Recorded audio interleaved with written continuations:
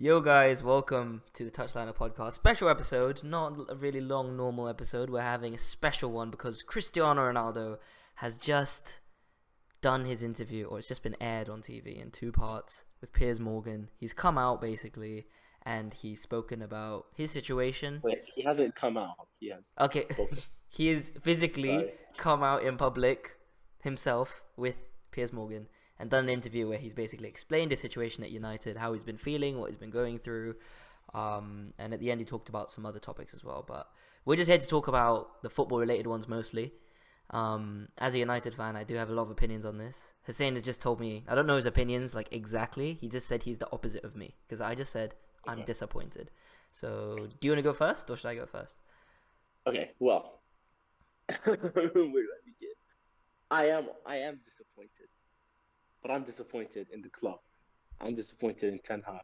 I'm disappointed because even though here's the thing, even though Ronaldo has come out and said a lot of things, I could tell that he still withheld some things out of respect for Ten Hag. Like he was like, "Oh, I don't want to go into the details of whatever."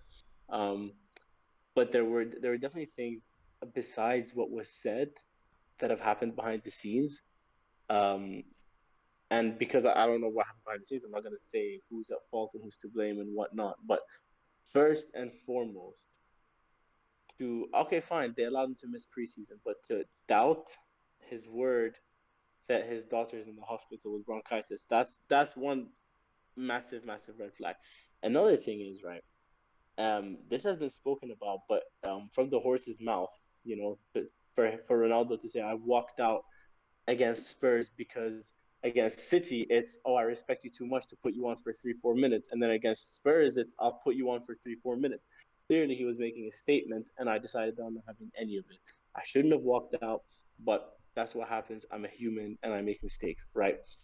Here's the thing: when when a person is going through XYZ, right, the loss of his unborn child, and then his daughter being in the hospital, and then on top of that, he has to watch Messi be the best, be Messi, while he's what his conversion rate is like 4% this season or something stupid like that.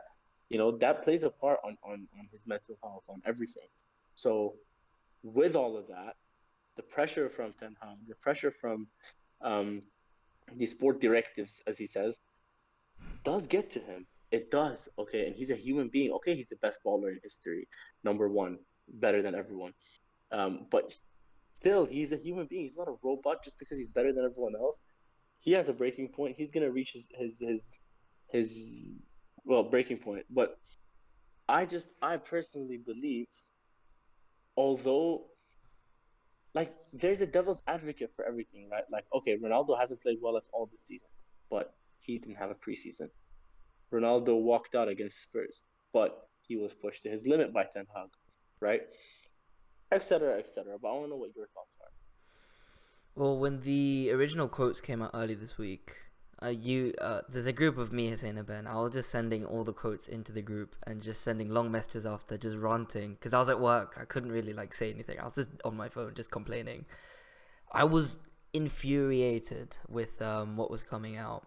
I'm not infuriated anymore. I'm disappointed with a couple of the things he said. Um, I don't I don't disagree with a lot of the things he said though. When he's talking about the club, when he's talking about the infrastructure, when he's like the president or the CEO as we call it didn't believe him, I'm not surprised. They're not nothing good has come out of our hierarchy in a very long time. Like even our good signings were done by the managers at the time, not the higher ups. They usually veto these things. They don't know anything about the club, the history, the heritage. So I agree with him on that. And if they didn't, the thing is with health issues as well with his daughter, you have to take that at face value. You have to take it because if you don't believe it and you're wrong, then look at the situation now. You should just believe it. If he's lying later, you deal with it later, but believe it because health is a serious thing. Family is a serious thing. Moving away from that, if we talk about football, he what Ten Hag said about City is we were losing 6-1. I'm not going to bring on Ronaldo for the end of the game when we're losing 6-1 out of respect, which might be an excuse. He said it was an excuse. It might be. because realistically, I didn't. If you're losing 6-1, who are you gonna bring on? Realistically, you bring on a defender, a midfielder. Why would you bring on Ronaldo? Oh yeah, he's gonna score 6 goals. We're gonna win 7-6. It's not gonna happen, right? The Spurs game, I from an individual perspective, of course Ronaldo's going to be upset. Anyone's going to be upset. Can you imagine going just on our level, even if you're going to back when we were in school, if you go to a school game and then the coach brings you on with like at the end of the game with 2 minutes, you're going to be angry. You're going to be like, why are you bringing me on now? There's no point in me going on. But you're Cristiano Ronaldo, supposedly the best professional in the world. You're getting paid £500,000 a week. You sit there for 3 minutes plus added time. You congratulate your teammates because you're in a team. You say, well done on the win. If you want to storm down the tunnel after that, go storm down the tunnel. No, in every away game, by the way, he walks off the pitch without applauding the away fans. This is what I've heard from match-going fans. They still cheer him. They still, after, I don't think we'll see him at Old Trafford again, but after all of his antics, him leaving the stadium, him never applauding the away support when we're playing other teams, we still sing Viva Ronaldo. We still chant his name. He is loved here. When he says he's loved it, it's so true. We love him so much. But this is tainted his legacy in a way that I don't think he can put a United shirt on again. I hope he doesn't, because if it comes to that, I think I will hear boos in that stadium, and I don't want to hear that. I don't want to see us boo Ronaldo. I'm upset at him, but I will never boo a player at United, but he can't come back. It's done, basically. That's my opinion. I think, like you said, with this first thing, that's definitely how we should have reacted. It's definitely the correct professional way of responding. But and like you said, like the whole, okay, Ronaldo said it was an excuse from Ten Hag, right? It's one of two things. It's either an excuse or it's one of Ten Hag's principles, right? His principle of respect. Ten Hag looks like a man who does not betray his morals and his principles. So if this was a principle, then why, however many games later, you're doing the exact opposite thing, right? So clearly, like that just points to the fact that it was an excuse. It was just something that he had said because he didn't want to bring on Ronaldo, right? No, but One thing, the City game, we were losing 6-1 with like 20, 30 minutes to go. The Spurs game yeah, was our but best game of the season. Like, we could have scored yeah, 3 or but 4. regardless, but regardless, it's like you're against City. You're gonna sell him on in a game where realistically he's not really gonna make a difference, right? With 30 minutes to go, he's not gonna score 5 goals, right? Like at 37, that's just not gonna happen. So it's like, okay, out of respect for him, I'm not gonna bring him on and waste his time. Okay, done, cool. So why bring him on? Why try to bring him on the 87th when you're 2 goals up, and the team is anyways playing better without him? He's not gonna make an impact. He's not gonna do anything in 3 minutes. So where's the respect then? What happened to the respect? Where did it go? So, like it's respect when it suits you, and then when you want to teach him a lesson, it's goodbye respect, and then you suspend him, and then the next game you give him the captain's armband. Like this guy needs to decide whether he likes Ronaldo or hates him.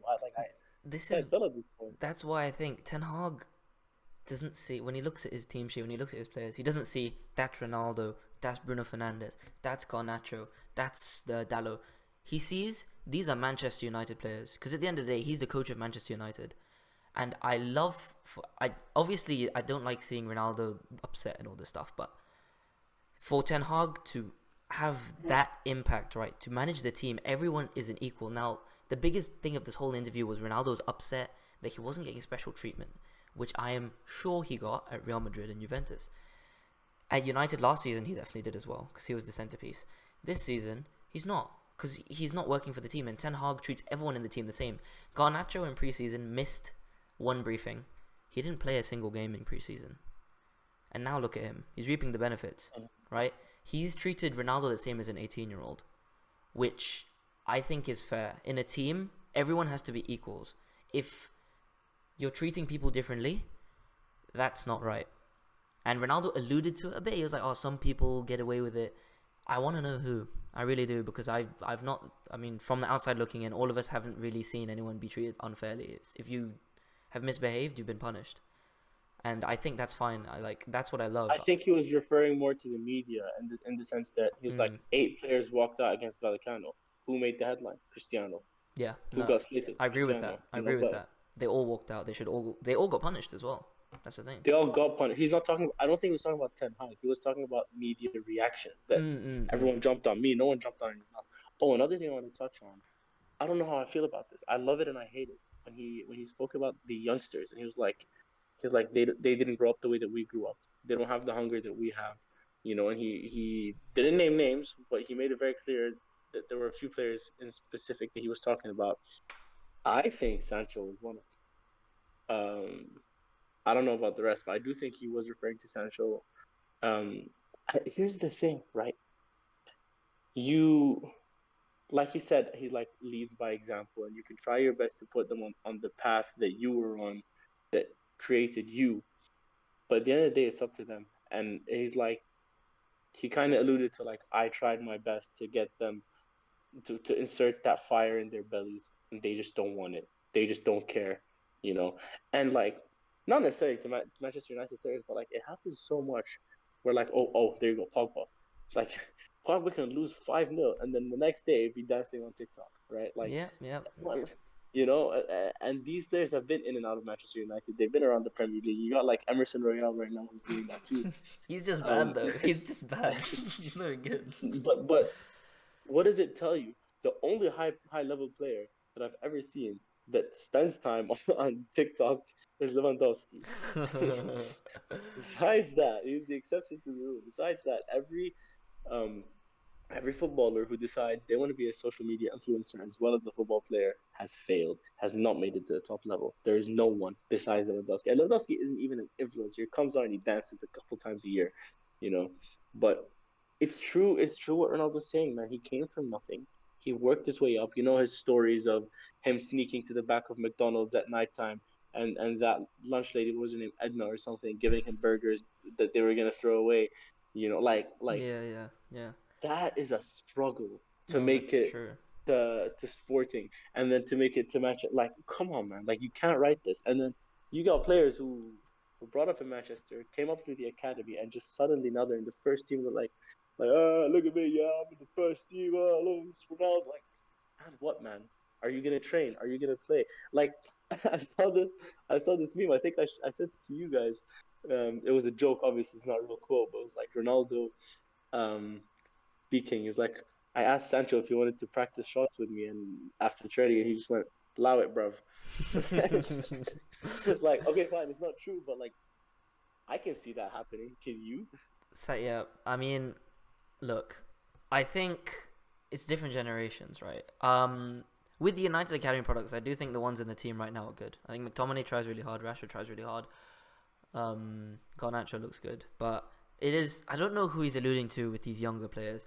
But I watched Gary Neville actually reacted to the first part. There's already a video on Sky Sports, so I listened to it today, and he said, "I'm not gonna say anything about Ronaldo. I'm really happy he's coming out because Gary Neville's always said that players should stop being, behind this box where you have to say that after a game, yeah, 3 points, yeah, good performance." He said he wishes more players did this, so he's happy Ronaldo's doing it. If Ronaldo's upset at him, he said that's fine. Like, okay, whatever. But the thing about the young players, I agree with him. He said when Ronaldo was coming through, there were some older players in the team that would say the same thing. They were like, why does he care about his hair? Why does he care about his fashion? Because you're saying this thing about social media now. Back in the 2000s, it was, why do players care about how they look? Why do they care about their hair? Why do they care about all these sponsorship deals? Because in the 90s and 80s, no one cared about that stuff. So it's But so no here's no the no. thing. But here's the thing: if they didn't accept Ronaldo, Roy Keane, Ferdinand, Giggs, Scholes, they all took him in, right? And he listened. And I do think that the young people are listening, but no one is gonna be like Ronaldo. If he's comparing himself to everyone, give up. There's no point. But now here's the thing, though, right? Okay, you say they accepted him, but what did it take for them to accept him? They all have stories of Ronaldo came into training and he just did like a million skill moves and he tried to be so flashy and we could tell he was just a young, immature kid and we just like we really gave it to him. We were very physical with him in training. We told him that this is not on. Like there was that clear like, hey, you want to be a part of us? Grow up, right? And that's what made him grow up. I, I know Ronaldo. Like first of all, he said I don't say much. I try to lead by example, and Mm. I know nobody else on that team is giving those harsh realities to these players and telling them like, hey, if you don't grow up, you're not going to make it to the top level. You I know. think I think some So are. Now, at least with our new signing. I think Martinez definitely is. This guy's Yeah, he insane. did say that. He said Lisandro Martinez and Dallo And Casemiro. are gonna have Dallo. longevity. Dallo, my gosh. But yeah, here okay, final verdicts, right? I do think Ronaldo, yeah, he'll never play at Old Trafford again.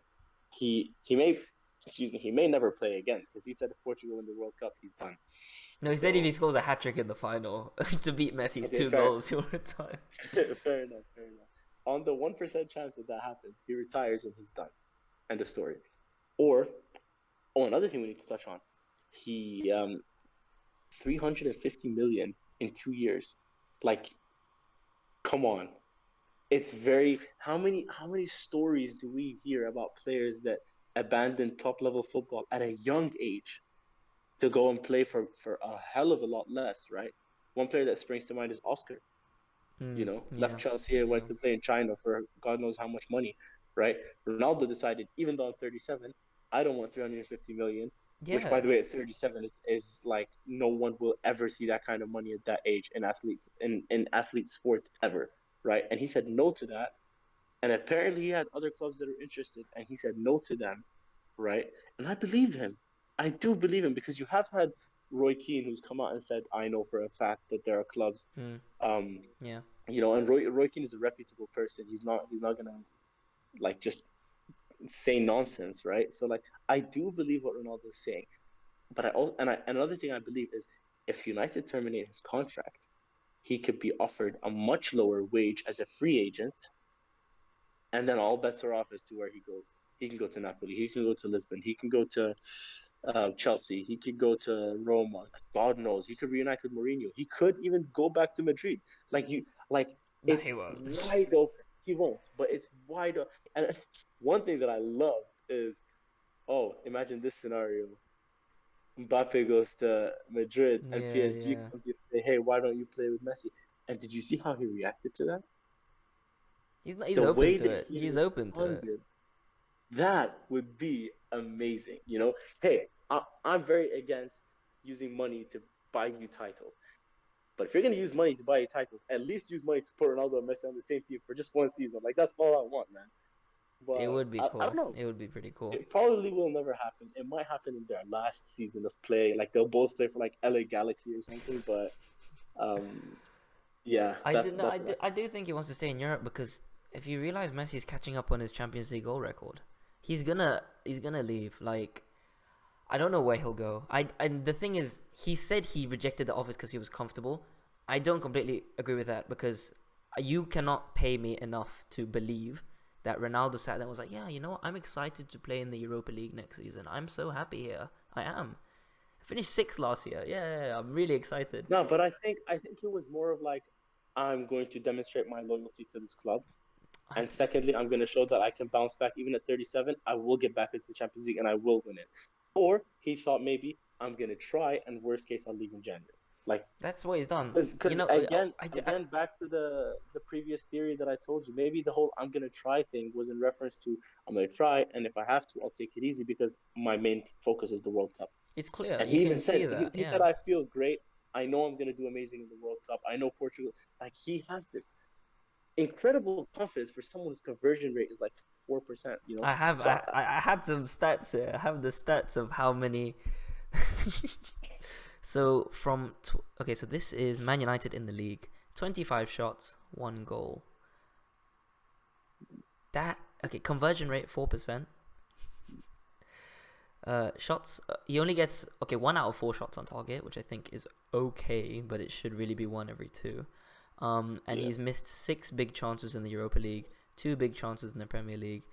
So in all competitions, 56 shots, 3 goals. It is his worst season ever. It is 56 shots, 3 goals. He's not firing. I said he's not got it anymore, but I would not be surprised if he goes to the World Cup, wins the Golden Boot, and brings Portugal to like the final. Then I'll just eat my words. But from what I've seen, he I doesn't. called it already. From what I've seen, he doesn't look like he's got it anymore. But if he's just saving himself for this big surprise, and then you'll actually be right, and then But When have I ever been wrong about Ronaldo? I have oh, never been wrong. Ronaldo, yeah, okay. But I just don't think he moved to Lisbon. I think if like Bayern Munich came in with a concrete offer, he would have gone. But because it was Sporting, who didn't even make it out of the groups, or what was it, Napoli, who no one Hmm. would have predicted how well they would have done this season. No chance. Like Yeah. especially after last season, they were good, but you didn't. The thing is, yeah, Napoli, like Osimhen is on fire.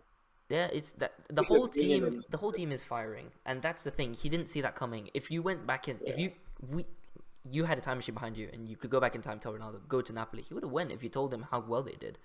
But he didn't Yeah. see it on the same level. That's why. But now he's seen that the big level clubs aren't going to incorporate him into plans. So he's aware. So what he's probably going to do is go to a smaller team, still a big team like Napoli or Sporting, and play in the Champions League for them, get his goal record up, and see what happens. Because he knows he's coming to the end. He said he wants to retire at 40. It looks nice to retire at 40, It's like a nice Yeah. round number. And I hope he does. I respect him for most of what he's done as an athlete. I do think his love for Manchester United is a bit put on though, because he almost went to City, and we can't forget that. Despite everything he did last season, he almost went to City, and if he's a true legend, wouldn't do that. Imagine he goes to City now.